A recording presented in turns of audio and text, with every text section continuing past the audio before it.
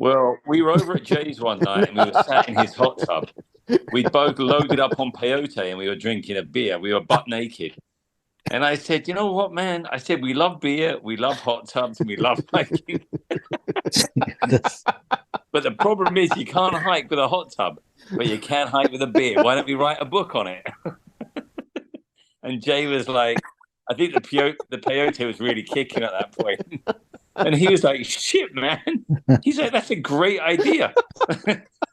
was that the peyote talking, or was that him actually talking? At I don't that know if point, this I could be didn't know, published. 'cause I I can't thought I can't was do in the this. hot tub with a moose. Then I realized I was talking to a tree stump. This is seriously like a Jim Brewer thing. What is wrong with you?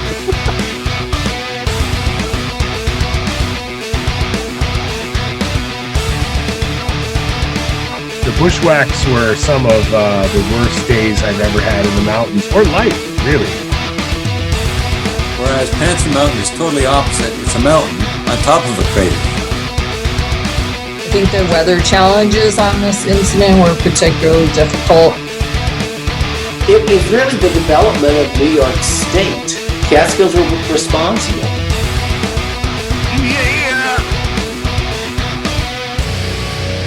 Now you're listening to Inside the Line, the Catskills. So guys, good news. Today I got an email finally back from Osprey that they're going to send me a brand new pack. They got their warranty is all good. It's been about, I'd say 4 months actually, 4 months now. So good news. The strap broke on the chest and they said they couldn't fix it. So I'm getting a brand new pack. That's good service. I like Osprey packs. They're solid, you know? Damn straight.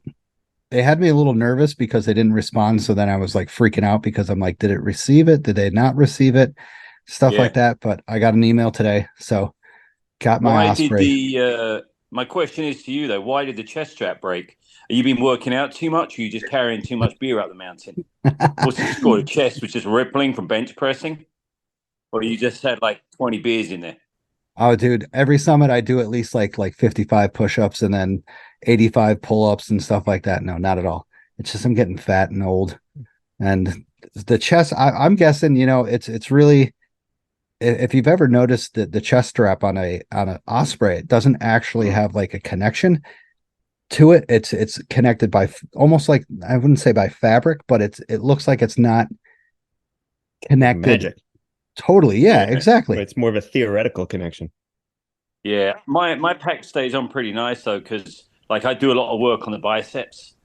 So mine just stays on. If I feel it slipping, I just flex a little bit, you know? So you wear the straps around your arms. You pin your arms to your body. Are you asking how I wear my straps? Yeah, I'm curious. You see my strap on. What are you talking about, man? Oh, that strap. Sorry. TMI, bro. All right. Let's move along. This is going in a real bad direction. This like not the direction. a lot of civilians listen to this. Yeah. So a bunch of other news in the Catskills besides that. So there was I just learned about this the other day that there's a development in Woodstock.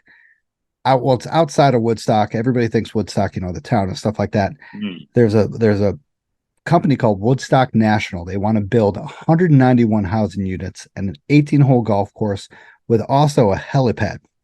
And this is kind of like to the southeast, more towards Kingston area.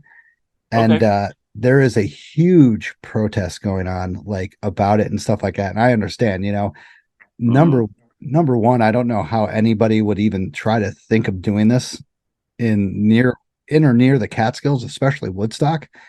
It's like Woodstock is Woodstock. It's all. What kind of homes are they going to be? They're going to be second homes, or it's going to be like for people, just living there like full time kind of thing, or what's the? I heard reading it says like 12 to 24 units of affordable housing and 77 townhouses. So that's 75% second homes probably. Right. And they like just reading about the laws in Woodstock and the the way that the things are run, that I wouldn't even know why people would want to like even try this, really. Because Yeah. that's pretty crazy. It's a long way from the summer of '69 when Jay and I were there. The problem with this is Phil is you're kind of talking about Phil's people. Phil's like a kind of a regular helicopter commute kind of guy. So Oh shit. I do a little helicopter commute every now and then when I can. I know. That's what I'm saying. You're a true man of the people. I don't like sitting in traffic, you know? But they had helicopter. Didn't Richie Havens arrive on a helicopter to Woodstock '69? True. I believe he could have been. I think I was on my third bag of shrooms. So I thought he came in a spaceship, but you were a little bit more lucid than me at that point, I remember. Dude, how old are you guys? You guys are fooling me. Phil's old enough. Phil's old enough to be alive, to have been alive for Woodstock '69. I was alive for Woodstock '69. How old are you, Phil? Did you say 62? I'm 55. Okay. Jesus. I was just about one, but I was still there. You were still there. I got into it early. Yeah, you did. No, I think the helipad is the least of their problems with that. It's just the whole wanting to develop outside of Woodstock at this time. This is not the Borscht Belt era. This is not like build wherever you want to. We can pass anything.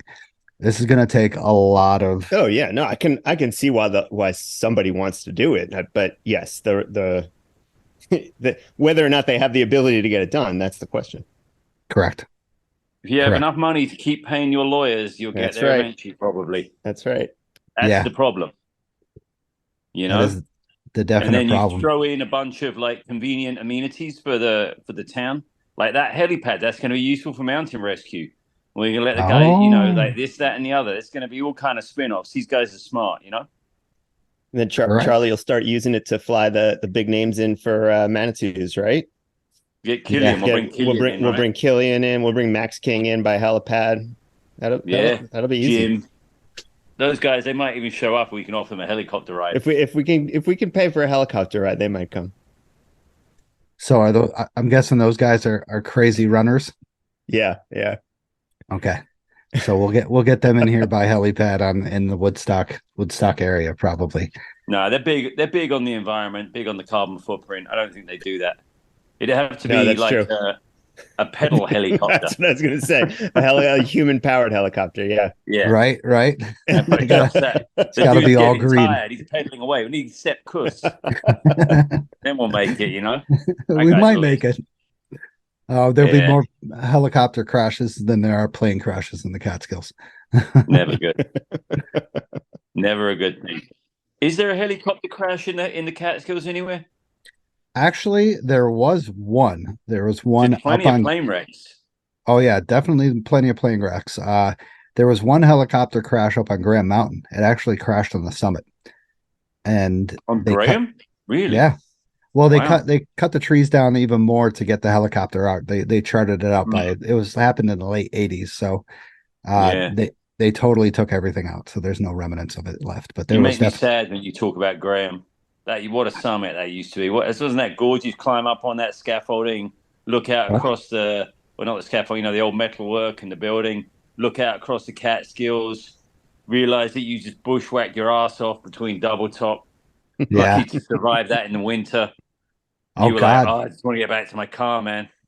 No, Graham, I've always told people Graham has the worst weather in the Catskills for some reason. I don't know why. But I've always battled, horrible, harsh winter conditions. In the summer, it's been raining and pouring and stuff like that, high winds. And I realized, when you've been up there, you look at the trees. The trees are all low trees that have been trampled by the weather that cannot. Oh yeah, it's really crazy. And God damn, you're right. The memories, man, of Graham Mountain. It was good stuff. Yeah, I never got up on Graham actually, because it sucks, man. Yeah, it's been closed for a few years. Don't worry, when you buy it, you'll open it up again, and we'll all be able to go back there. You just, you chuck them like a couple of $100 million. It's just you got to guarantee me heliport access. If I can get to the heliport, we'll build that thing right up there for you. Oh, we'll put it right at the summit. We'll put a coffee shop up there. That sounds fun. It's got a nice flat summit for a helipad. Put a brewery up there. Why not? There's already a building there. I know, right? Once you guys get famous from making this, from doing this book, boom, Yeah. right there. The Graham and Double Top are yours. The Goulds will give that up for money. I definitely had some tough winter conditions back in the day on Graham, when it was open. I had some nice summer and spring conditions on it, to be fair. But Yeah. I had some hard ones. I finished, I think maybe did I finish my winters on there? I don't know. I had a real tough winter there one time. I missed the col and I went too low and I had to go back home. It was like a foot and a half of snow. And I was just like in my snowshoes up to my knees. I was like, oh man, this is like a nightmare. Got all Anyway, of those as you can times. tell, I made it. Hell yeah. Those are the times, though. Those are the times you love, and you're just looking Yeah. back. Oh, absolutely. Yeah. Those are the things you remember, right? The battles. Yeah. So another news in the hiking world. So in Colorado, a moose trampled a hiker, prompting safety reminders from officials. So of course we Wow. don't have moose around here. We have actually tourists that trample people, but that's only at Yeah. Cattersville Falls. But yeah, so two hikers were walking their three dogs off Colorado 67, around 3 miles south of the divide, when they spotted a Mhm. cow moose with her calves. And the hikers attempted to go around, but unfortunately, the cow continued to approach them and trampled on them and the dog. The dog began to bark and then made the cow even more scared. And it Yeah. I don't. They were only attacked. Nobody passed away or anything like that. But Mm. this has happened, I guess, at least 5 or 6 times this year in the Yeah. Colorado area. Moose attack in Colorado? Yeah. Would you rather Wow. be attacked by a moose or attacked by a mountain lion? I think I would go moose because a moose can't climb a tree. True. So you got a chance. If you can find a tree and get up it, then Yeah. you've got a chance, right? Yeah. That, Okay. that's The other true. thing is, But I guess the other thing with a mountain lion is I can most likely outrun you. So I've got a chance. The mountain lion is definitely going to get you. You're a little bit tastier looking than I am. What does that And those mean? mountain lions, they make an assessment very quickly, What which does is the that, best meal. what does that mean? Jason, I think he's You just talking look about more you. scrumptious. That's all I'm saying. Yeah. You look all tanned up and honed. Yeah. I'm just like scrawny, like English white boy. Just all bony. You're all bangers and mash. No, that's Irish. No, that's English as well. Oh, okay, yeah. You're nice and meaty. You work out. True. Yeah. True. I work out. I hit the McDonald's I got drive-thru that about 3 times a skinny day. English Irish blood going on. Yeah. You got that Mediterranean hunky look. When you look online and you see the sheer size of the moose compared to other that's animals, huge. man, I can't Yeah. believe, I've seen like trail cams of a grizzly bear walking by, and then Yeah. 10 minutes later, 20 minutes later, a moose walks by, and the size comparison, like that grizzly bear is like a teeny tiny dog compared to that moose. It's so insane. I've never even noticed that until I saw those videos online, and I'm just like, holy crap, the moose are huge. Yeah. I think Studi saw one in like Maine, didn't he? And what, a moose in Maine? A Maine Didn't moose? I feel like he did. Like I thought he sent me a picture when he was doing like the New England 100. Oh, I guarantee he did. Yeah. I mean, Who he's talking been about, all over the Sudi? freaking place. Yeah, Sudi. Studi. He probably saw a moose. Yeah, Probably I feel looking like in the mirror, but I hear you. I don't think he listens to this podcast, but you got to tell him to get He on loves this this goddamn podcast, podcast. man. He's a big fan. Bullshit. No, he listens. He likes it. He's not a fan of anything, let's be fair, but in as much as he's a fan of something, it would be this podcast. Okay, good. That's good. He loves it. But yeah, so we got no moose trampolines up here. But unfortunately, I do have some sad news. We just got the Rangers report of this week, and unfortunately, on September 16th, a hiker complained of chest discomfort and breathing issues and collapsed in a Diamond Notch Trail in the Hunter Westkill Wilderness. Members of the hiking subjects party began CPR, while another hiker called 911. Great that they could get some service in there. They assisted with CPR on the 50-year-old from New Jersey, and it was unsuccessful. And unfortunately, they had to assist them with carry out, and unfortunately, the person was pronounced dead at 1 p.m. Sad. So, Oh, that's Right. yeah, And that was just up by the falls there at the end of the road trail thing. it doesn't the say bridge? where, just on the Diamond Notch Trail. So I'm Right. not sure where, but still relatively Very flat sad. trail. yeah. Yeah, very sad. Yeah. So another thing, let's RIP to that person. Once again, it can happen to anyone. When you're out there, don't give up on CPR, because you never know.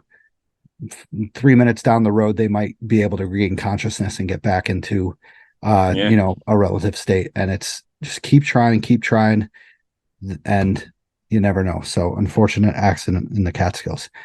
Yeah, and see your doctor for screening tests. Make sure you're healthy. Go to your doctor.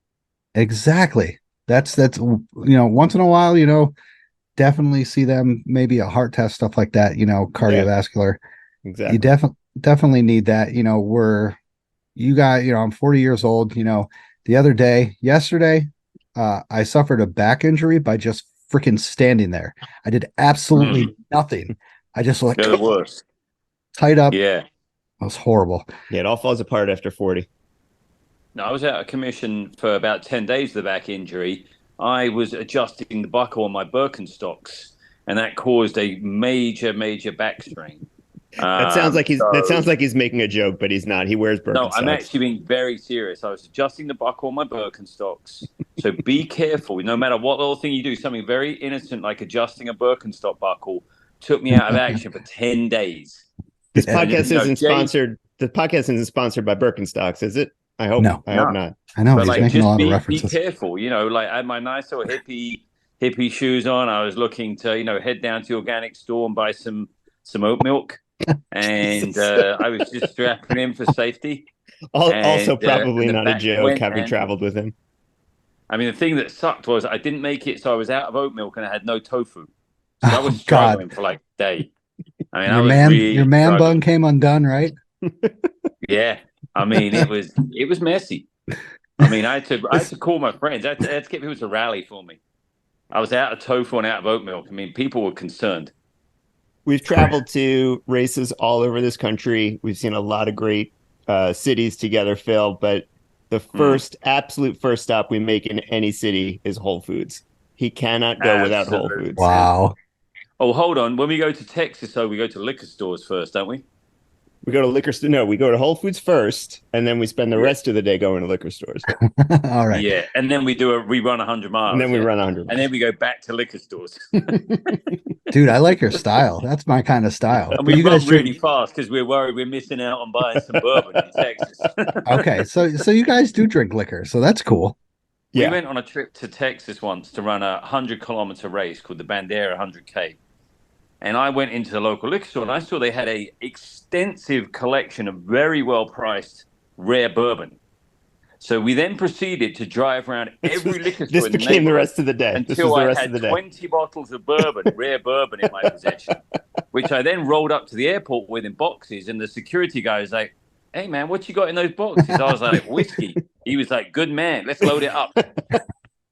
I'll help you. That was literally, that had to be 6 hours of our day, the day before this race. Oh yeah, and I could have kept going. I mean, plus then driving to the packing store to get the stuff that we could box it up in. Right. Yeah. Got to box that up. The worst thing you can see is when the thing's coming out on the luggage carousel is sweet bourbon dripping all over it. Crazy. You guys then are you got crazy. to start licking, and you don't know where that carousel's been. You don't know what's been on that carousel. Always one stop too far, Phil. Right. I'm only on one stop too far because I know Stash has a pretty extensive following. If it was more of a low key podcast, I'd be going 3 or 4 steps too far. I did say it was a low key podcast. I gotta admit that. I kind of regret saying that. So he's understating. Yeah, you had us on. Losing control of the narrative was inevitable, especially with Phil. He did. Sorry. Well, I'm I gonna hear say, that Joe Rogan's kind of pissed with him. Joe oh Rogan's yeah, like, who in earth his is this guy? his I'm million gonna send views some of my per MMA freaking boys to take him out next time he's hiking. Joe Rogan. I'll take him on. I'll take him on for a fight and see. He'll kill me. I don't know about that. Let's just take him on podcast numbers. I will. I'll see the numbers with his million way. compared to my 300. Yeah, either way is good. Love it. So also, one of the rules, the biggest rules I have with hiking, especially with groups and individuals, is never leave anybody behind. That's actually happened a couple times in the Catskills. I remember the Hudson Valley hikers leaving somebody behind on Big Indian and stuff. And then I get this email from my friend saying that a 63-year-old injured hiker was rescued from the Grand Canyon after his friends left him behind. So the guy fell like 50 feet and hurt his shoulder, and the friends left him behind. They didn't say they were going to go call 911. They said, yeah, you can just catch up. Your shoulder's hurt. And the guy kind of like passed out. And luckily he regained consciousness, called 911, and they had to rescue him via helicopter. So is that, I know you guys you're funny guys and stuff like that. So is that a big rule of yours as well, to never leave anybody behind? I mean, Phil operates it 100% by that rule, with his one, exception he makes is never leave somebody behind unless they're moving too slow and you get bored. And so right, there is one time. That's how that I'll works. Tell you a with story Phil. about the Catskills. So I was doing the Catskill 9 one time, and I convinced Jay to come and do the 9 with me. Okay. Once. So he comes out. He brings 2 liters of water and 4 pounds of bologna as his sustenance. Wow. Okay. That's so we head definitely out not on trail. There's a couple of other true. guys. Mike Sudi's with us, and a buddy of ours, Jay Lemos. 4 of us set off into the woods, as you do. We start from Denning. We roll up, Table and Peekamoose, and then we head off on the bushwhack. We're going along. Jay's like eating that bologna like there was no tomorrow. I was holding my got own. At least I 4 held my pounds own. of bologna. What's that? I was holding my own. Yeah, he was eating the bologna. He was hiking real nice with us. So we pop out, as you do. We cross the dink. He's bitching and moaning about the dink. He's got a couple of scratches. He realized that he's got a photo shoot with GQ next week, and it's going to be a mess. He's all scratched up. So we pop out, as you do, right by Cornell. And he strolls out onto Cornell, and he's like, guys, I'm dragging here. I'm going to wait for you guys at Cornell. I'm going to do the 8, he calls it, the ocho. So we're like, dude, you can't do the ocho, man. There's only one thing called the 9. Anyway, so he's there, and he's now struggling for hydration, which is hot. He's low on water. We get to slide. There's a bit of water there to the spring. He's doing the ocho still. He couldn't drag his ass out to Wittenberg. So we get him. The other 2 take off because they want to get a beer. They're like, we're going to leave this Muppet behind. I will not leave him behind. I'm like, we dragged his ass out on the 9. I'm not leaving him behind. So I did not leave you behind on that day, even though you have 4 pounds of bologna in you. You were like on your 3rd liter of like pond water. Like you probably drank down 4 million mosquito larvae. I was so unhappy. Oh, I could imagine. Those last 2 your miles. Misery was palpable. Those last 2 miles, and we were like trying to run it in too, right? Going down the Curtis Ormsby Trail. Yeah, you were sucking, man. We were running it in, and I was of bologna bouncing around in your belly. So miserable. I could I imagine. thought you were going to turn into I was so angry at you. I was so mad. Yeah. So Stash, that says it all, right? The guy, he did the ocho. He took 4 pounds of bologna with him. He's turning into a salt crystal because we basically know that bologna is just salt. And he's now drinking out of, normally down the Curtis Ormsby, you can get water. There's a whole bunch of little streams and stuff down there. The thing's dry as a bone. There's a couple of tiny little puddles. He's got his silly little UV filter. He's rubbing around in the water, trying to drink it. Jesus. I'm like, dude, you're going to get Giardia. You're going to drink some. I don't know what you got going on. I would have taken Giardia at that point. This is not going to go well for you. I would have been very happy to have Giardia. Jason, I'm so sorry I invited you on this. Phil is just seriously making a mockery. He rolls of you. into the car park. Sudi and Lemos are on their 2nd beer. They're having a great old time. He is just a mess. Anyway, long and the short is I did not leave him behind. Is this true, Jason? Trust me, though, I wanted to. Sure. Yeah. Yes, Okay. that's true.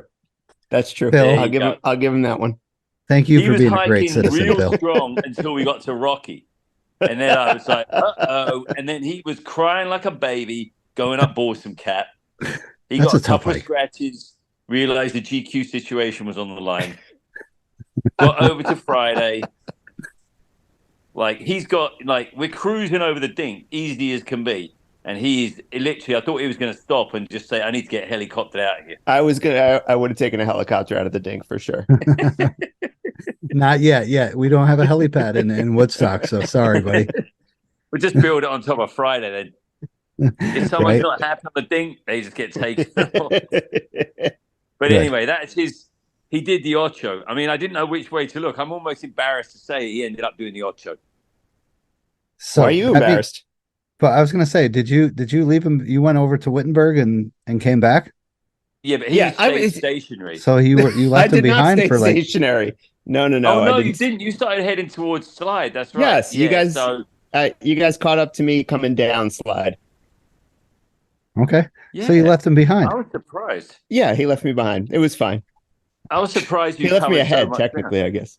You were True. surprised what? That I made it up there on my own? Yeah, I mean, we were actually surprised. We thought we were going to find you pretty soon. I was like, "Where's this guy gone?" I was like, "Please don't tell me he's got lost."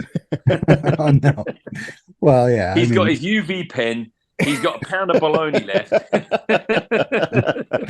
Damn. He's about to be on the Discovery Channel. Right? It's Bear Grylls. He's like on freaking Slide Mountain. I'm living off of bologna. Good Lord. I was up on Slide Mountain one time, and I was doing the 9 again. And this was in winter, and it was freezing. It was like -10 or something. It was brutal out there. I think that was when I tried to do when I did the winter round in like 3.5 days. And there's a couple trying to get some water from the Slide Spring. And it's kind of frozen up. I'm like, "Oh, what you guys up to?" And they're like, "Oh, we're hiking, we're going to hike to Phoenicia." And they were at the spring. And I was like, "Oh, you've got quite a way to go. And it's getting real cold tonight, and there's a storm coming in." And anyway, I never saw anything on the news about them, but you can definitely have some adventure in those mountains, you know? Yeah. I guess they made it. They camped that night and made it the next day. That's good. That's was good. that an example of but never leave anyone behind. I missed the point of that one. That's irrelevant. I'm sorry, Phil. I got to jump in on this. Is irrelevant to the topic. That's just a random story. That's a segue. Hey, at least, you kind of help them and talk to them, keep them in consciousness, I guess. What? So, my friend, one of the guys who supports the show, I talk to him a lot. His name's Darren White. He was telling me that he has a bunch of fears and stuff while hiking, and as do I. A lot of this I've come up with, and I've also had fears of. So one of my biggest fears while in the middle of the freaking hike is, where are my keys to the car? Right. They should be at your car. They should leave them at your car. Do not take them into the mountains with you. Put them in a little space somewhere on the car. Hike all you like in the mountains. If you lose the keys in the mountains, it's a royal pain in the ass. Okay. You would most likely never be finding those again. Do you have a specific place you like to put the keys? Yeah. Where? I'm not going to tell you. You'll steal my car. Exactly. I was waiting for that. I've seen your crusty old Subaru. Everybody's got Subarus. What is the Subaru? Am I the only one with a Tesla out there? Yeah. Phil wanted a Tesla, but I don't know. I won't say anything. They're a pain in the ass. I gotta admit, especially in the Catskills and the Adirondacks, they're a pain in the ass. But every time I like get out of the car and I get out my pack, I put my keys in my wallet in a Ziploc bag, just so I'm like, okay, so they're protected at least somewhat, but I just still have always What that are you fear. protecting them from? A moose? Well, the elements, of course. Oh, okay. Valid point, right? But that's one of them. realizing my friend was on this podcast earlier, and he was on the Wittenberg Cornell slide hike. And when they were just summiting, starting to go up slide, he realized that he left the keys in the car, and it was a car spot. So they had no way to get from one car to the other. So, Oh wow. so That's and so this tough. was like he's like, the funny thing is like, do I tell them? Do I not tell them until we get to the bottom and stuff like that? I was like, oh, dude, you got to be kidding me. He's like, no, it really did happen. Well, you just get reception and call a taxi somewhere. Yeah, I mean, I right at the top of slide, you probably could have got. He probably could have. What a moron! He's an idiot. John, you're an idiot if you listen to this, but highly doubtful he does. What did they do? Did they just have to go backwards? So I guess they caught somebody gave them, they hitchhiked and caught a ride all the way back down to Woodland Valley. But he, like, when they were going up the ladder, he's just like, oh, I don't have my keys with me. And they're just like his father-in-law turned around and he goes, what the hell did you just say? And he's just like, well, yeah, I don't have the keys. And he's just like, are you freaking kidding me? And his father-in-law was a DEC like control officer, so he like knew the area, and he's like, we are like at the one of the most farthest away spots from the Woodland Valley. Are you freaking kidding me? And no form of talk any from their part since. So it was pretty funny. But that's another fear of mine, losing your forgetting your keys in the car. I'm more worried about losing my phone. Yeah, right. I mean, then I'm gonna have to get my map and compass out if I'm lost and start going old school, Yeah, not using all trails, man. That's Phil, what are your trail fears? Yeah, what about fears, you, man? That I have to do the 9 with Jay again is a pretty big fear of mine. That's a big one. No, losing my phone is kind of stressful. Cold fingers I don't like, so I genuinely I don't like to get cold fingers, because if you can't zip jackets, change clothes, eat food, get water, if your hands get too cold, maybe use your InReach if you need, or something like that. So I'm pretty good at always taking some hand warmers with me. I like to have multiple glove options. So I'd say basically like doing the 9 with Jay and cold hands in winter and losing my phone are my top 3 probably 2 biggest. And like just hiking on your own and getting hurt. Like I hike on my own quite a lot. Yeah. It's a good one. Jason, how about you, Ben? Snakes. I hate snakes. Really? Oh yeah, I hate snakes. That's it. I mean, I'm afraid of most things, but mostly snakes. Oh my God, his list of fear. I mean, that's just the tip of the iceberg for him. Let's just work on snakes for now. His biggest fear is running out of baloney. I mean, most of us are good with navigation and stuff like that, but what about I mean, if you're a newbie, maybe taking a wrong turn and ending up at the wrong trailhead. So you're at the summit of slide and you go down the Denning way, and just imagine being at Denning instead of the slide trailhead. Phil would just run. He'd just be like, it's fine. Yeah, it's fine. That's another 8 miles for me. That's good. Yeah, you can do it in 10 minutes. It's a long way. That's a long way. Bullshit for you. Please. Yeah. I call BS. Well, you might get lucky when you get to the junction there. You might be able to take a right if you read the signs. I know, right? You'd have to get lost and all of a sudden not be able to read. That's a fear. And that's the one thing I don't get. I'm lost and my brain froze and I can't read. That's the one thing I don't get is people get lost on the trail actually in daylight. I'm just like, they have the markers up there that show red, blue, and yellow. It's not. It's crazy. I think they should put numbers on those markers and then put the number on the map. So when correspond the number of the marker to the map, say, oh, I'm at blue marker number 12. Look at my map. Oh, there we go. Blue marker number 12. Sweet. I know exactly where I am. There's way too many markers. People will get that so confusing. This is America. On there with a little pen. Phil, this is America. We count to maybe 30 and then we're done. Gotta remember that, man. Come on. We're simple. We don't do kilometers. We don't do meters. We cover it in hot dogs and hamburger sizes. Come on. Slide Mountain is at least 200 hamburgers. Come on. All right. So Welcome everyone to episode 93 of Inside the Line. Wait, have we not been recording?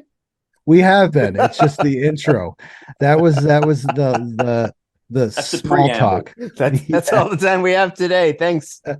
Thanks. Goodbye. That's where the quality goes down, you know. I love doing that small talk beforehand. Just to get like into the flow of things.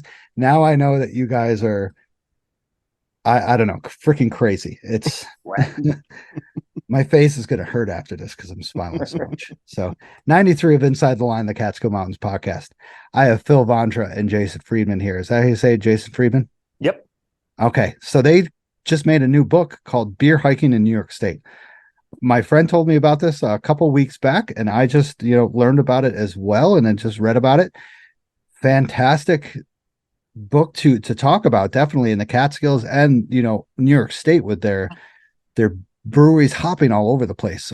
Literally, that was good. Hopping. Absolutely, yeah, that was a good one. Yeah, I got that. That was a nice one. So they're here to talk about this. Welcome to the show, guys.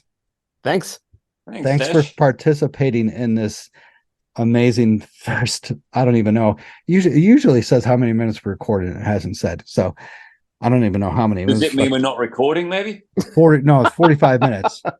45 minutes of recording. So thank you to the monthly supporters: Darren White, Vicky Ferrer, John Comiskey, Jim C., Michael Bogner, David Mead, Matt Smith, and Denise Weiss. Thank you guys for supporting the show. Also, thank you to the sponsors: Outdoor Chronicles Photography. Molly from Outdoor Chronicles Photography specializes in adventure elopement and adventure couple photography in the Catskills, Adirondacks, and White Mountains. She is then also a officiant for getting married and a licensed guide, but she is also a story maker. Molly won't give you just photos. She'll give you memories that will last forever. Don't hesitate to get a hold of Molly on all platforms. Also, have you ever wanted to learn about hiking and backpacking in the Catskills, or even just brush up on some of your old skills in the backcountry? Check out Trailbound Project, a hiking and backpacking school located in New Jersey.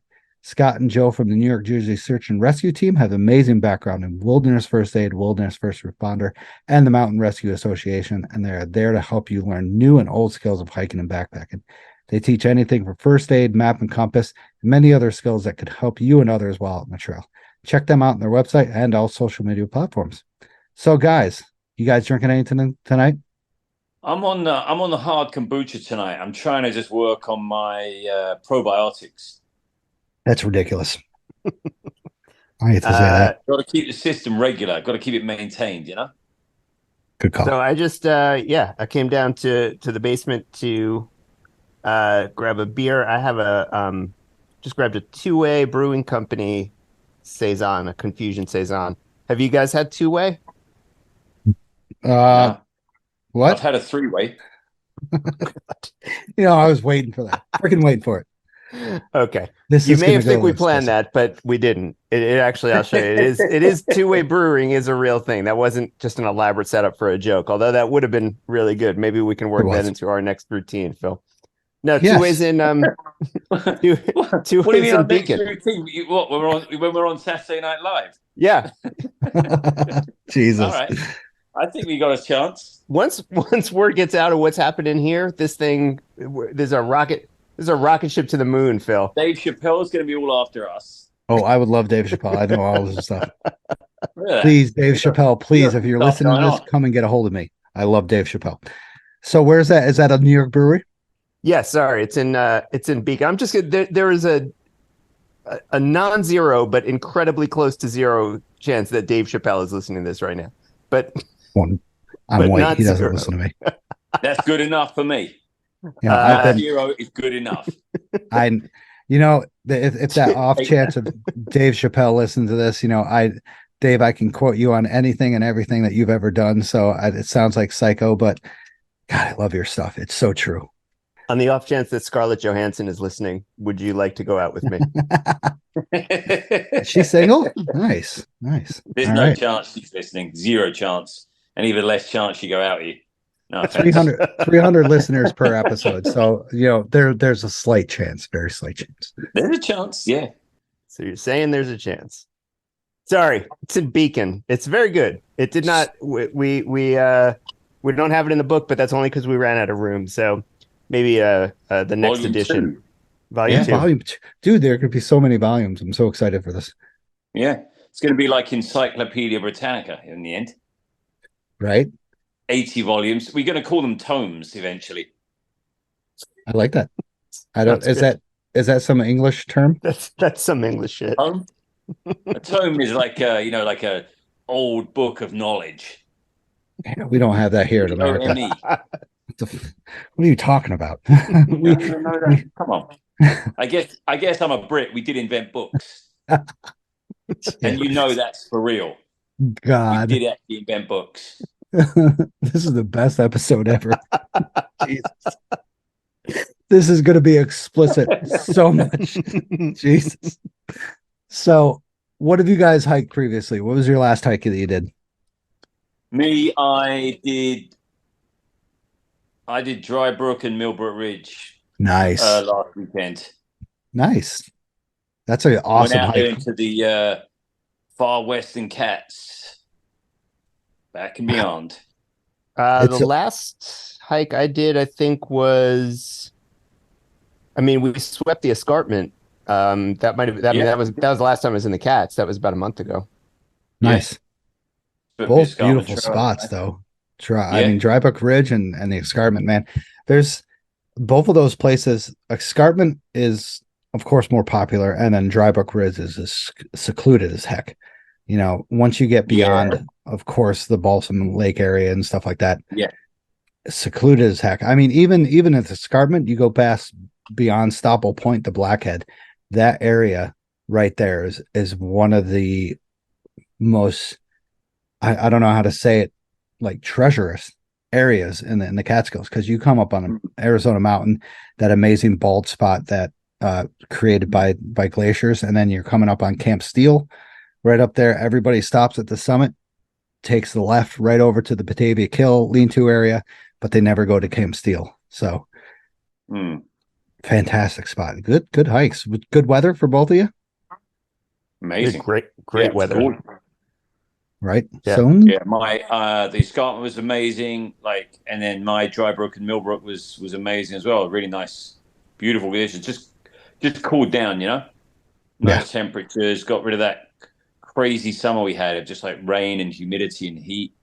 Yeah, it's been, the rain has been crazy. The humidity, like you said, the humidity has been up there and just freaking killing at you. Yeah, it was tough. Cool. Well, awesome. Yeah, what did I hike last? I think I did Bramley Mountain. You ever been to Bramley Mountain near Delhi? Nah, no. I've heard of it. Good. Very easy. So if you do it in like a loop, a lollipop, one side has an old fire tower. They're proposing a new fire tower up there, which is awesome. Beautiful view of the Western Catskills, and then you have the northern kind of foothills of the Catskills. Phenomenal spot. Easy hike. First one way up is old roads way. Back way down is pure hiking. Some nice steep areas, some steep pitches, fall along some mud, stuff like that. Everything is great and fantastic. Great spot. It's Delhi. It's a little far out of the way of really everybody, but they have good food out there. They have Strickland Hollow, who has good local liquor and beer. Check them out if you're ever in the area. Strickland Hollow, great local beer and liquor. Anything you can think of as local Catskills related. Nice. Awesome. Yeah, it's around like 4.5 mile trip, probably around. Very, very easy, very nice. Beautiful views of the Western Catskills. You can see Slide at times. You can definitely see Double Top and Graham, I think. And then some of the Drybrook Ridge in an area over there. So it's very, very nice, very easy, very, very comfortable. Good way to get intro to the Catskills. Good. I think when I get working on my All Trails challenge, I'll probably go out there. It's outside of the blue line. It's outside the line. The blue line. Gotcha. But still, do it. Do All it. right. It's fun. Yeah. Nice and easy. You'll do it in like 15 minutes. Sounds good. Also, Catskill News volunteer. I know that the trailhead stewards are coming to an end soon, but you can still volunteer with doing like trail crew conditioning, stuff like that. Catskills Trail Crew, Catskill Mountain Club, Visitors Center. Don't forget that you can always do some trail conditioning stuff, some roadside cleanup, anything. Just volunteer. any 8 hours a year will make a huge difference in the Catskills. We all know that. And you know what else you can do, Stash? What's that? If you're walking along a trail and there's something falling across it and you're in good enough health and it's not big and it's easy to move, just get it and take it off the trail. Don't step over it. Why not just remove it? If we all did a little bit every time we went out hiking, it would make it all so much easier. I've been out hiking plenty of times, and I don't like to bitch, but occasionally I do like to bitch. And I've seen it caught up with an experienced group of hikers that I know, and I've seen all kinds of shit across the trail they could have easily picked up and moved off the trail. Yeah. And I'm like, why don't we all just chip in a little bit, and like, even if you're not volunteering, X whatever hours a year that you want to do, if you see some like shit that's easy to move off the trail, just pick it up and throw it off, why not? But I've seen plenty of times they just expect someone else to. I don't think they know how these trails get cleared, a lot of people. And it's just easy to do. If we all did that every time we went out hiking, it'd be so much easier for the maintainers, so much easier for everyone else. Just do a little bit when you're out there. Correct. Yeah. And, like if there's three of you moving one of those like fallen trees that's, like maybe like a foot in diameter, not even, three of you can push that right out of the way instead of someone coming in there with a saw. Don't get hurt, but just, if it's easy to move and it's safe, just move it. There's often very small little things across the trail that you could just throw off. Super easy. You give this guy a platform, he's just going to talk your ear off. This is the problem. Yeah, I tried to throw you off the trail, but I couldn't lift you. Oh, I highly doubt that. He's smaller than me. 4 pounds of bologna was blocking the trail. Yeah, right. 4 pounds of bologna and whatever else he's carrying in that pack. Jesus, not enough water, that's for sure.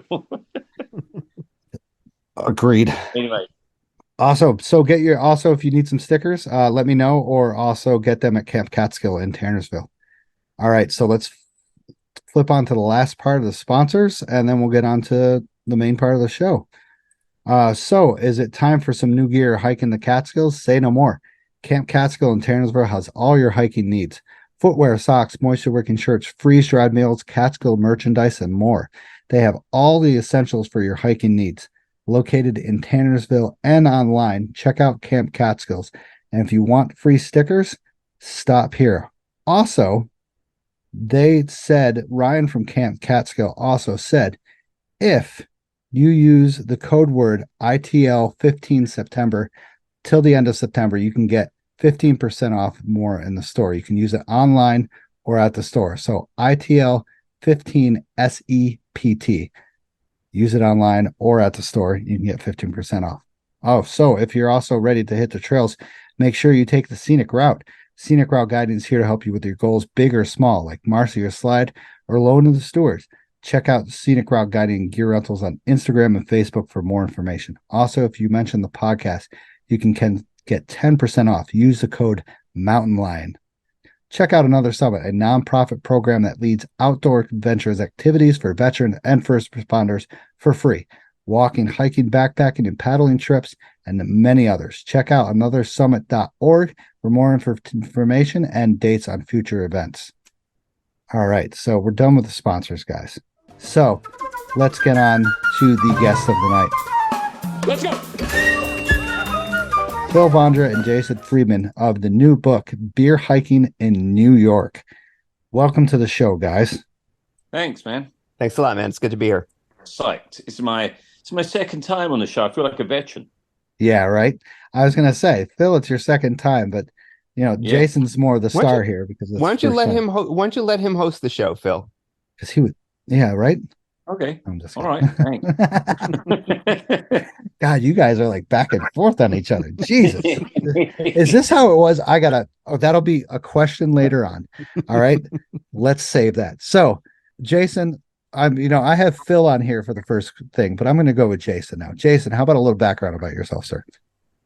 Sure. Like Phil, I live in New Paltz, and I work. Unlike Phil, I'm just kidding.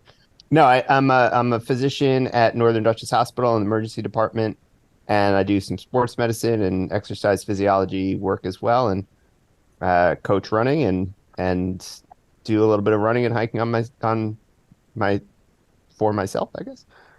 I don't know why I couldn't figure out how to say that sentence. That'll Yeah, happen. wife, 2 kids, dog, the whole shebang.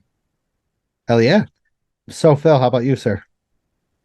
Me, I'm Chance. I moved over here 20 years ago from UK, from living in London. Moved to New York City first off. Ended up getting a place in Newport in 2008. Moved up here full time a few years after that. I work in the foreign exchange markets, specifically Latin American foreign exchange, Brazil and Mex predominantly. I'm a trail runner, hiker, climber, and I like a glass of beer every now and then. Yeah, 20-year veteran of living in the USA. Nice. Congratulations. Sorry, Jason, to steal the star, but also Phil, you set the record for fastest time for the 3,500, correct? I mean, Yeah, I did a winter round in 3.5 days. Christ, it's absolutely insane. I hate to Yes. say that. It was Unbelievable. fun times. It did include me driving home during it, take my kids to swim, doing the washing, making them, and getting back up at 4 a.m. the next morning, driving back up to the Cats in an ice storm. Fortunately, I made the correct decision to take the big roads rather than the back roads because there was sheet ice all over the place. Oh, I ended could up driving up McKinley Hollow, and I could barely make it up the road. It was, those crazy storms. You just get that like sheet of ice on the road, but luckily all the big roads, and it was only McKinley driving up McKinley Hollow that was a sheet of ice. I only had like, I don't know, whatever it is, a mile and a half. Yeah, it was wild. yeah, I'm looking up to see what number episode that was, just so people can figure it out. Sorry. Just give me a second. Jesus. I don't even know my own thing. I mean, 93 episodes You've in. got so many, man. I mean, it's not even that good. That's the thing. That's the whole thing. Whatever. I'll post it in the show notes. My God, why can't I thought I had it on here somewhere. Was it really early, Phil? It wasn't. It was fairly early. I mean, was it 2 years ago now, Phil? Oh yeah, episode 19. No Yeah, shit. there you go. Wow. Yeah. So whatever. Sorry, Jason, but just for him to somewhat steal the show, but you're the star of the show now. So Well, Jason is I don't need to be the star. I'm okay. We finished the Catskill around.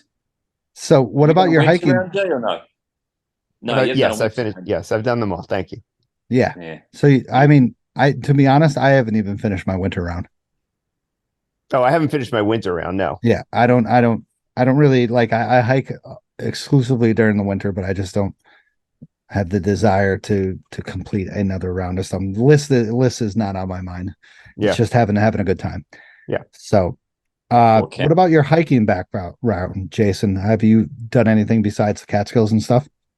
I've done a fair bit of hiking in the Adirondacks and kind of Western New York. I went to college out in Ithaca and, did a Nice. bunch of hiking around there in the Finger Lakes. And yeah, so I, kind of grew up in the winters, cross-country skiing up in the Dacs, and then in the summers, doing some hiking up there. So, and I've done a little bit of like the Long Trail in Vermont. Nice. That was Nice. years ago, but that was really fun. Yeah. Nice. That's some good stuff. I'm going out to the Finger Lakes this weekend actually to hike. Oh yeah, awesome Just trails out that way. doing up in Penn Yan and Naples and stuff like that. So Oh, nice. yeah. So Phil, how about you, sir? Well, I've done a Catskill. I think I'm done my Catskill peaks, all my Catskill peaks in winter and regular rounds. I've done Adirondack 46 as well, and I've done some little bit of hiking out in the west, a lot of hiking in the UK, but I think I really got into it in kind of the Catskills, to be honest. I mean, Sudi started dragging me up to the Catskills, and I really just kind of got into them. I like that balance between the wildness of the Catskills, but the history of the life in the Catskills as well. I think there's an interesting crossover there between the kind of flora and fauna and geology and the the people that lived there historically is very interesting crossover point. Yeah, it's definitely good. No, I was just going to say, Phil, you should say also you not only have your winter round, but you have your grid and you have a grid in 12 consecutive months. Well, I finished every Catskill 3500 Club peak. I did I did every peak in every month in 12 months consecutively, but I haven't finished my CMC grid. I've got either 2 left or 4 left. Right. That's Oh, why I'm wow. dragging out to Drybrook and Millbrook. I think I'm either at 416 or 418. I think I've got a Wow. historical double top and Graham somewhere that I can't find. So I'll probably just end up having to do Drybrook and Millbrook again in December. But I thought I had a Graham and double top there. But either Wow. way, I'll just whatever add the others if I have to. So both are familiar, of course, with the Catskills. And that's why I have you on here. Plus, you're doing a beer hiking book, which is absolutely fantastic. Something that I've never really heard of, besides that, I think it's the patch that Tom and Lori Rankin came up with. It was just like Views and Brews or something like that they came up with. Really crazy. So what about like writing background? Do you guys have any like writing background, or is this something new to you? I don't have a writing background. Jay, I believe, used to have a and blog. still doesn't. Well, actually, I did write a dissertation when I was at university. I did a geology degree, and I wrote a dissertation. But sadly, when I calculated my words per minute speed when it was typed up on an ancient word processor in 1990, I think I came out at 1 word a minute, which is which is rather disconcerting. And my great uncle read it, and he said, "This is possibly the worst piece of writing I've ever read in my life." So I think we'll defer to Jay for the quality literary component. I don't know about quality, but I mean, I've always enjoyed writing, and I had a couple of like running magazine pieces published, and yeah, like Phil said, I did have a blog for whatever that's worth for a number of years. What was the But no, blog? nothing. What's that? What was the blog? So I can tag it in the show notes. Oh, I mean, I don't think I've posted on it in 2 years, but yeah, people are welcome to check it out. It's called A Muddy Pair of Heels, and it's crap. I don't even remember I can, yeah. If they go to if they search for A Muddy Pair of Heels, or if they go to my website gunksrunner.com, nice. there's a link to it there.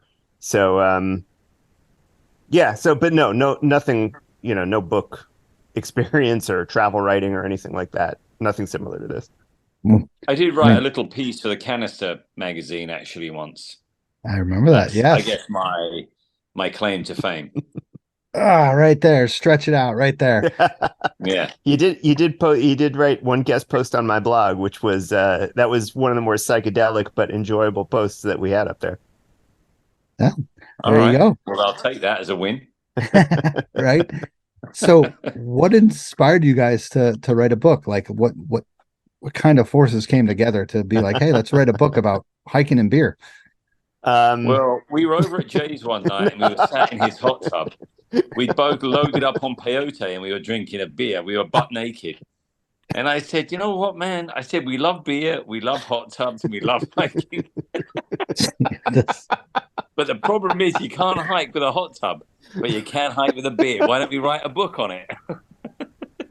And Jay was like, I think the peyote was really kicking at that point. And he was like, shit, man. He's like, that's a great idea. Was that the peyote talking, or was that him actually talking? I don't know if this could be published. I can't do this. Hot tub with a moose. And then I realized I was talking to a tree stump. This is seriously like a Jim Brewer thing. What is wrong with you? I have no. This is seriously feels like what's the movie with Dave Chappelle and Jim Brewer? My God, Funyuns, man. That's what it feels like. It's Jim Brewer's talking on the other side. Anyway, I'll let Jay give you the story on how we came back with the book.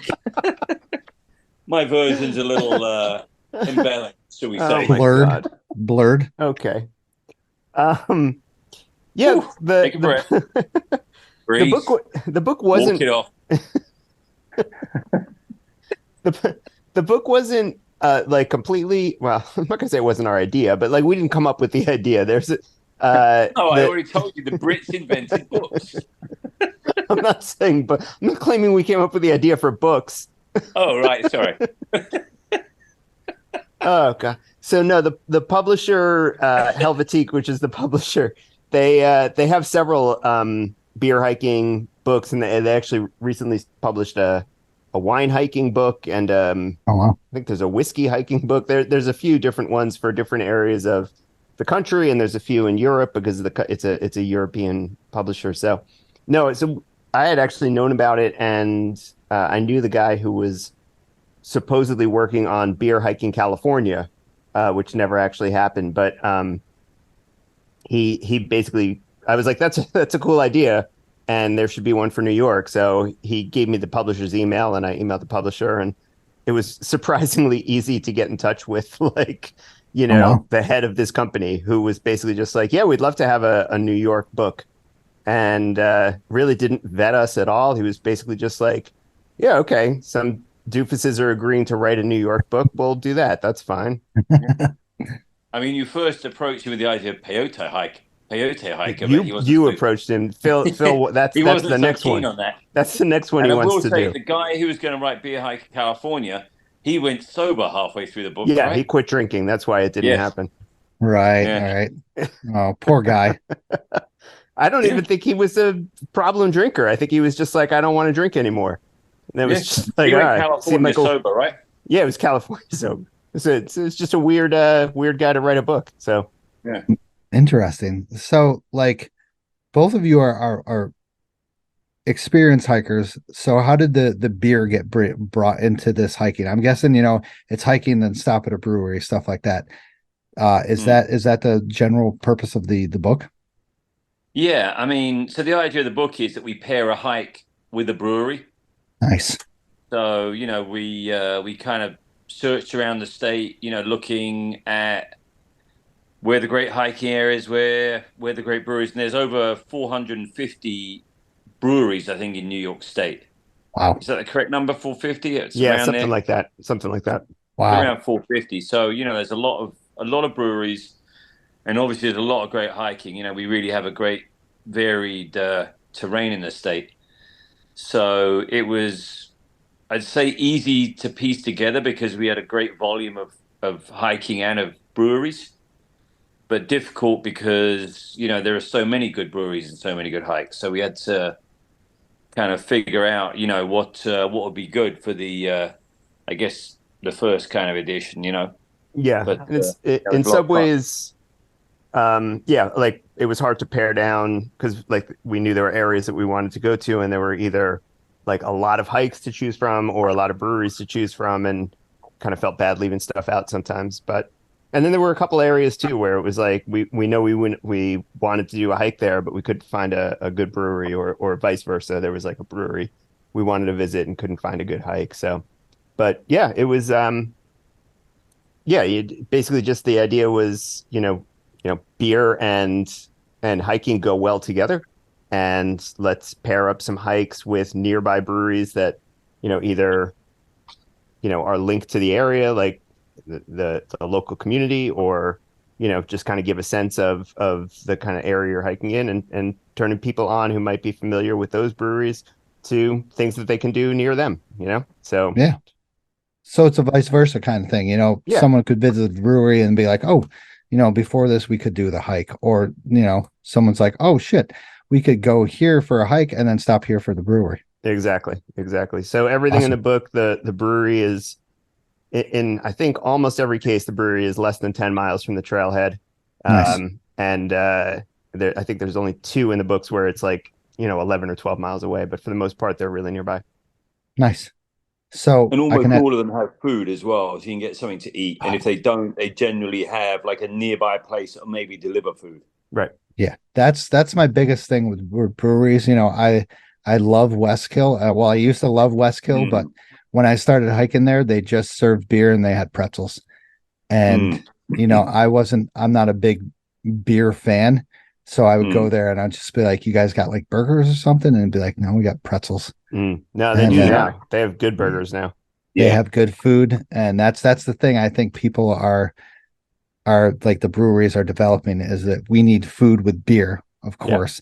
Like that's what all like bars have and stuff like that because you eat more, you drink more, stuff like that. So maybe they're catching on. But that's incredible. But I could edit this part out, so don't mind saying no or yes, and I'll edit it out. Did you guys visit the breweries personally? For the book, you mean? Yeah. Yeah. Oh yeah, Yeah. absolutely. All of them. Nice. Yeah, yeah. So for each brewery, there's a highlighted beer basically, and in a lot of cases, it's like we talk to the bartenders or one of the brewers and kind of like if we were going to talk about one beer, what would it be? Like, what's your flagship? What's the kind of the one you hold up as kind of your ideal? So, for a lot of them, it's those, and we talk a little bit about how it tastes, but we try and get into a little bit of the history of the brewery and some of the different styles that they might brew, that sort of thing. So yeah, no, we definitely we went to everyone and several others that didn't make the book. So not a bad gig. Volume 2. Mm. Yeah, exactly. Nice. So were there any like challenges or surprises from the creating this book? I mean, like I alluded to before, I think there were a couple of spots where we kind of wanted to get to and we couldn't either because we just ran out of time before the deadline, or in some cases, like I said, like you know doing some hikes like in the northern Adirondacks or something like that, but nothing like brewery or around there to get to, or the other way around. Like I really wanted to try and get something in like Rochester, because that's such a beer, like such a great beer town, but there's really no like kind of suitable hikes around there that would have fit the criteria of what we were looking for. So I don't know. I feel like it was a lot of work, but I feel like logistically things went pretty smoothly. No. Nice. Yeah, I mean, I would say there were some things that didn't really tally up in terms of the distance between the hike and the brewery, which was a little bit of a shame at times. Yeah. We found generally, some really good hikes to pair. There were occasions where there was a good brewery. There wasn't like anything close enough to really combine the two. And there were some good hikes out there that weren't close enough to a brewery. So that was a little bit of a tricky thing every now and then. But again, there were so many other places that were, kind of fitting the criteria. A brewery pretty close to a good hike. It was pretty easy to kind of work with those. Nice. Yeah, So- and I will say just also like it was not hard to find breweries that were great. Like I mean the book is really meant to be, we're not like critiquing the beer or anything like that. Like it is really a kind of a celebration and a discovery of New York State beers and such. But I mean I can honestly say that all the breweries that we went to were at least good, if not very, very good. Nice. There's nowhere where I wouldn't go back again to try their beers again. So it wasn't just like a matter of let's find any brewery nearby. Like it was not hard to find really good breweries. Nice. Yeah.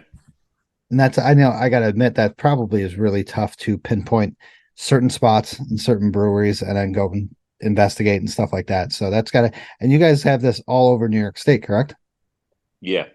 The book Nice. is called Beer Hiker New York State, is its full title. Nice. Awesome. That's so Yeah, cool. so it extends. I mean, there's a couple areas we just again just logistically couldn't get to or kind of ran out of time. We wanted to have a couple of places maybe on Long Island, and we kind of we didn't get out like all the way west. Like we didn't get out to Buffalo, Erie, where there's some great breweries and great hiking out there. So, we didn't have a chance to get that far out. But otherwise, yeah, from New York City to Finger Lakes and the Adirondacks and kind of central New York, Syracuse area. Nice. It covers a good bit of ground and a lot of stuff in the Catskills and the Hudson Valley. Good. Yeah. So that's pretty wicked. I mean, I gotta admit, breweries all over, hiking all over. It's getting these people out to different places and to different experiences with the breweries really helps out the local economy a lot. So like introducing people to new places, new hiking places might get them a new interest in the area, to go back again, once again. So anything and everything. That's awesome. That's great. So what's your suggested hike from the book? How about you, Jason? I mean, well, I know what Phil's going to say, so I'll stay away from that one, even though I'll co-sign his recommendation. I'll say one of the places in the book that I wasn't familiar with before we found it for the book, that I really enjoyed and I'm excited to go back and explore a little more is Monroe State Park, which is Up north kind of above Albany. North of Saratoga, Yeah. kind of up along the northway there. Just a really cool spot. Great lake for, they have boating and fishing and that sort of thing with some trails that go around the lakes. But then there's like this whole remote section of the park as well with some really nice single track trails and like a nice long ridge climb and some decent views. Really, really a cool spot. So that's one that I wasn't familiar with that I'd recommend to people. I gotta admit, that place is fantastic. Beautiful overview of Vermont from the top of that little pitch over the lake. I love on that spot. little promontory there. Yeah, it's really nice. Love that spot. Plus, you go right through all the, I mean, I hate to say cities, but they got Queensbury, Saratoga Springs, Albany, stuff like that. So if you're coming from the south, definitely, even if you come from the north, you got a bunch of great places to stop at. Yeah, so through Lake George. Yep. Great. I did a search and rescue training up there and it was fantastic. Oh, nice. So, Phil, what about you, sir? Well, my favorite is Westkill. Of course. I mean, I love that hike. It's such a good hike. I've sort of known of that brewery and, Mike there for a number of years, seen it kind of coming up when it was just like a little wooden, like just a little shed basically, and watched it grow. And, I really appreciate everything that they do. They have a lot of, activities that really get people in touch with the Catskills and with the outdoors. And I feel they're strong advocates for protecting the land there, which I like. I mean, that would be my kind of go-to, I think. But, I think as we kind of alluded to earlier, we really had a really, a real smorgasbord of like good hikes and good breweries to go to. But yeah, I guess, I'm a little biased towards Westkill Brewery and Westkill Mountain, Hey, that's a great spot in the Catskills. And of course, great hike in the Catskills. Once again, you said I watched them, God, since I started hiking in 2015. I went over there and stopped there. And like you said, it was just a little shed. Didn't even have that outcrop on there to be kind of outside or anything like that. And there was probably seating for maybe 15, 20 people. And I remember going there, man, and it was just, it's crazy how much it's became. And to be honest, people that freaking travel that far out there just to get a beer is pretty insane. Everybody's like, oh, Westkill's just down the street. No, it's another 6 miles down this street of windy up and down, ripped U-turny roads. And they're just like, where the hell am I? You're out in the middle of nowhere. Spruceton Valley, baby. A long baby. drive down Spruceton Road, but it's worth it. It feels remote, which I like. It feels like you're out there. It's kind of like, something nice about going to the end of a valley. Yeah. To kind of hike and have a beer, and it's a nice spot. Awesome. So is there any while exploring all these breweries and hikes, is there any traditions besides, getting the beer after the hike and stuff like that you found out with the breweries and stuff? Do they I don't know, trying to think of the word to say, is they have, most of them are local to hikers and stuff like that? I mean, some of them are definitely, really kind of connected to the local community. I mean, Westkill's a good example, like Phil was saying. One of them, actually, we have one in the book that's up in Saratoga called Artisanal Ale Works. Really, really great kind of Belgian style brewery. But the owner is one of the owners, super into hiking and mountain biking. And the hike that we have in the book actually starts and finishes right at the brewery. Like you walk right out the back door and just climb up onto this ridge, and it hooks up to like this local mountain bike park. So it's yeah, so that was a cool one that I I actually went there, and I had gone to the park and done a hike in the mountain biking park and then driven 2 miles over the brewery. And I was talking to the bartender and telling her about the book, and she's like, "Oh, did you do the hike from right here?" I'm like, "What do you mean?" And she was like, "There's a hike that goes right out the back door." I'm like, "Oh, I guess I got to do another hike now." So Nice. That's nice. And Phil, what about from you? Did you ever like experience anything that, related hiking and like beer traditions with the breweries when you visited?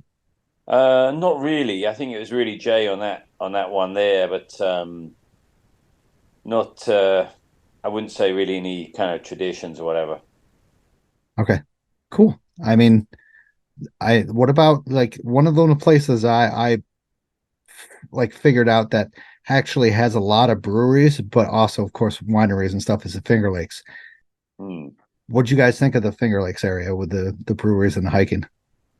yeah, yeah, I went to college out that way. So and actually Phil and I, before even the book, we've spent a bunch of time on the trails outside of Ithaca, because there's a lot of great trail races up there and stuff. Hmm. So I mean, it's just gorgeous hiking. And I think, I don't know, parts of it I feel like are a little bit more accessible just than some of the stuff we have down here. Just a little more open definitely. up to like a wider range of abilities. But yeah, we knew we wanted to get like Ithaca beer into the book. So and there's so many hikes around Ithaca, and then Watkins Glen is a hike that I Yeah. think most people, if they're traveling in the Finger Lakes, should do. So that was one we wanted to make sure we included.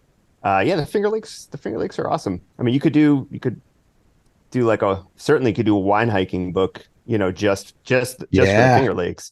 I'm gonna exit that out of there so you guys can create It's that. okay. I don't think we're doing that anytime soon. What? Dude, that's very like the hiking out there is Yeah, fantastic. yeah, Wow. it is. I mean, the Finger Lakes Trail starts out there, Yep, so it Yeah. well starts and yep. ends, depending on where you go. I mean, awesome. Did you guys so while creating this book, what did you find out like was the funnest about this book besides getting like, drinking and stuff like that? Like what was your favorite part of writing this book? Mm. I'm going to say, no offense to Phil, but my favorite part was actually I did a couple of the hikes just with my daughter. We we were getting to a point where I needed to get a few hikes done in like a 2 to 3 day stretch. We needed to really bang out a few because we were getting up near the deadline. And my daughter and I went away for the weekend and just did like 5 hikes in 2.5 days.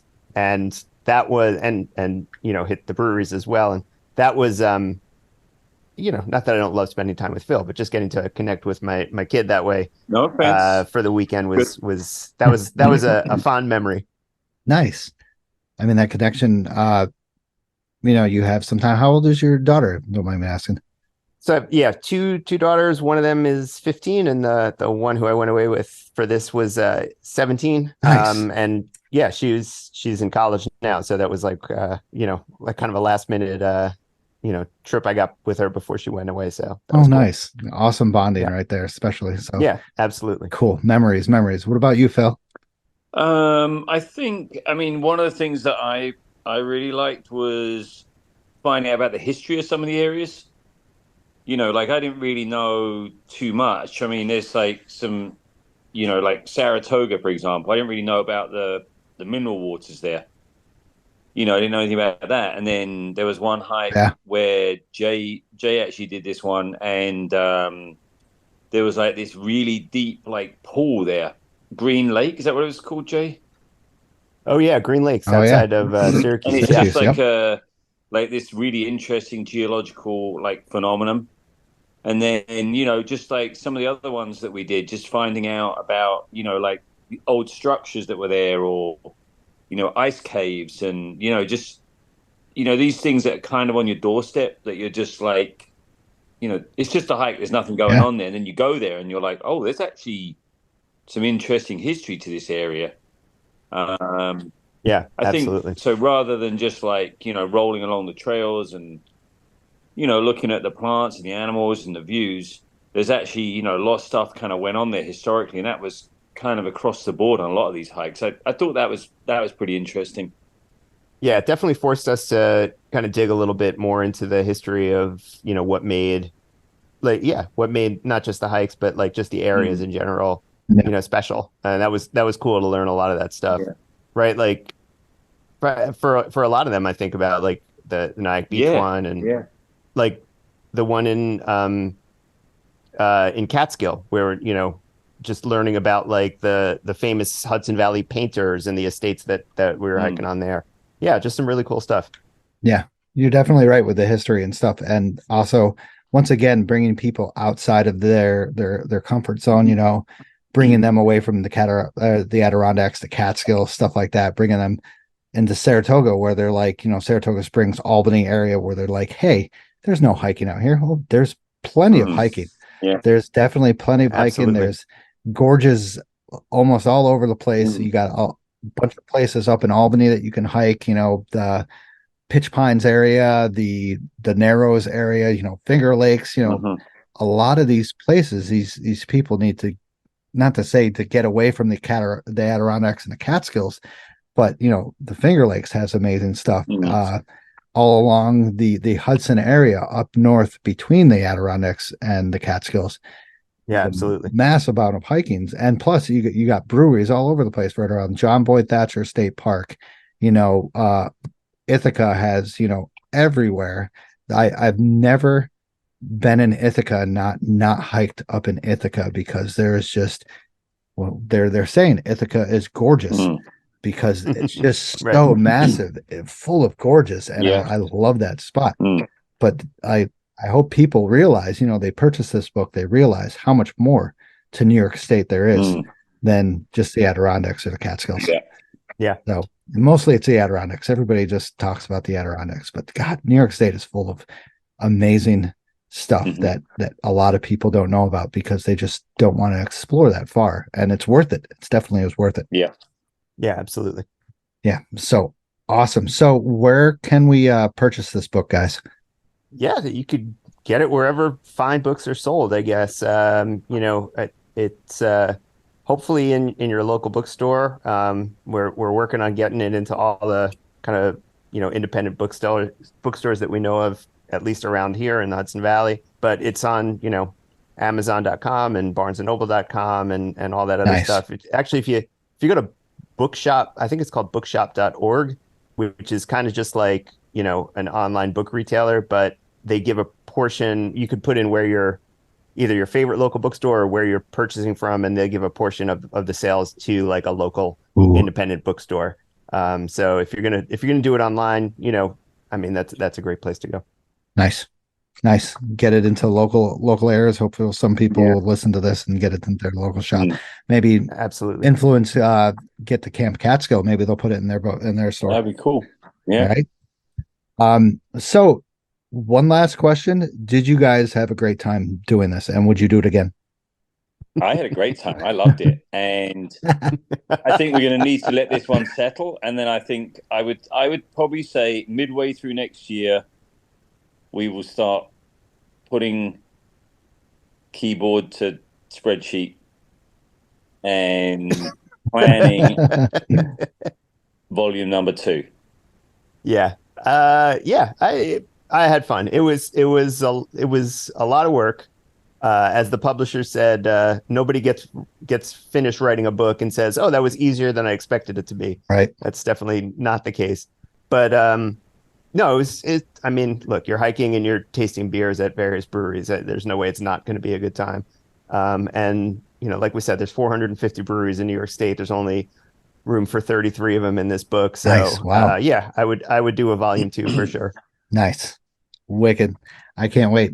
So once again, look for the book online, Beer Hiking in New York. Check it out. I will post links in the show notes and anywhere I can. I really appreciate you guys being on the show. I mean, I always do this. Phil, you know about this. Jason, I don't know if you know about this, but we just kind of talked about this, but post hike brews and bites, where's your favorite place to go to? Let's keep this specific to the Catskills after you do a hike. Phil, Westkill, got any other place? I love Westkill. It's not necessarily a brewery, but I do love Brios as well in Phoenicia. Of course. Or Phoenicia Diner. Best place. And Woodstock Brewing is great as well. They have good beer and nice food there now. The Cats is rich with fun stuff to do, whether you're hiking up a mountain or relaxing with some food, and a drink maybe. Yeah. Jason, how about you, sir? I'll second Westkill for sure. We try to include, I think we have almost all the breweries within the Catskills in the book. Nice. So, they're all great. But yeah, I definitely would second Westkill. And again, not a brewery, like along the lines for Phil there. I love the Phoenicia Diner after a hike or a day of skiing. Yep. Rock on. So good. Great place. So thank you guys once again for joining. Also, thank you to the monthly supporters. Really appreciate you guys supporting the show. Thank you to the sponsors of the show. Thank you everyone who is listening. Still, after 93 episodes, especially after this one, I wonder how many people I'm going to lose after this. You are going strong. Don't worry.